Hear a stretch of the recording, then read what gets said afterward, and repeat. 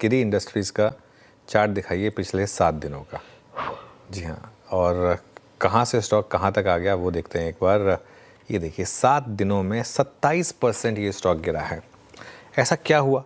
इससे पहले एक रैली आई थी स्टॉक में, और अगर इसका 1 महीने का चार्ट और रख दीजिए, उससे थोड़ा सा और पिक्चर क्लियर हो जाएगी, क्योंकि 7 दिनों में 27% गिरा है। लेकिन उससे पहले देखिए किस तरीके से ये स्टॉक भागा था और 779 तक गया था। 779 वाला 500 तक आ गया। आशीष, क्या हुआ इसमें?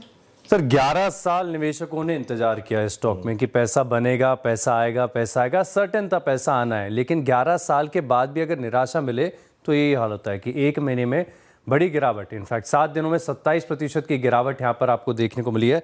अब ये पूरा मामला समझते हैं। दरअसल क्या हुआ कि कंपनी 11 साल से एक लिटिगेशन लीगल मैटर में इंटरनेशनल कोर्ट में फंसी हुई थी, जहां पर उन्हें डायस्टार का अपना जो है स्टेक बेचना था, और उससे इतनी बड़ी राशि आनी है, आ चुकी है ऑलरेडी, जो कि कंपनी के मार्केट कैप से कहीं ज़्यादा अधिक है।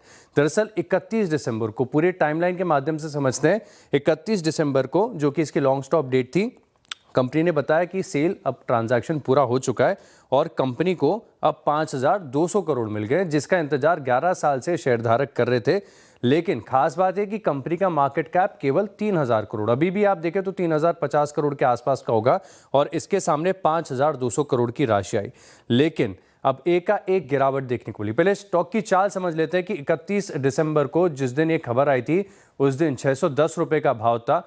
दूसरे दिन ऑप्टिमिज्म काफ़ी बढ़िया हो गया और स्टॉक में एकाएक तेजी 31 दिसंबर को लगभग 20% का सर्किट लगा। दूसरे दिन 1 जनवरी को हैप्पी न्यू ईयर हो गया, 5-6% की और तेजी आ गई, 779 स्टॉक चला गया, और अब उन स्तरों से आप देखें तो स्टॉक 35% करेक्टेड है।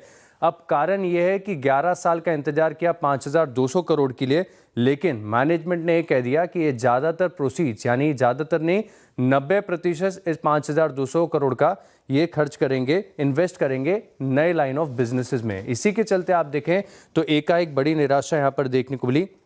कंपनी ने बताया कि इंटीग्रेटेड कॉपर स्मेल्टर लगाने वाले फर्टिलाइजर प्लांट है, यहाँ पर ये निवेश करने वाले। हालांकि मैं ये भी देख रहा था कि पिछले प्रीवियस कॉन्फ्रेंस कॉल्स में, एनालिस्ट कॉल्स में भी कंपनी ने कहा है कि इसका पैसे का इस्तेमाल यहाँ पर निवेश के लिए करेंगे। लेकिन हर कॉन्फ्रेंस कॉल में ये भी कहा गया कि शेयर होल्डर्स ने 11 साल तक कंपनी का साथ दिया है और इसी के चलते शेयर होल्डर्स को भी बड़ा रिवॉर्ड दिया जाएगा, और इसी के चलते अगर आप देखें तो एक ऑप्टिमिज्म की रैली बनी थी। लेकिन 31 दिसंबर से लेके अब तक शेयर होल्डर्स के लिए कोई भी डिविडेंड का ऐलान नहीं किया है, कोई भी रिवॉर्ड का ऐलान नहीं किया है, और इसी के चलते देखें तो एक बड़ी गिरावट इस स्टॉक में नजर आ रही है।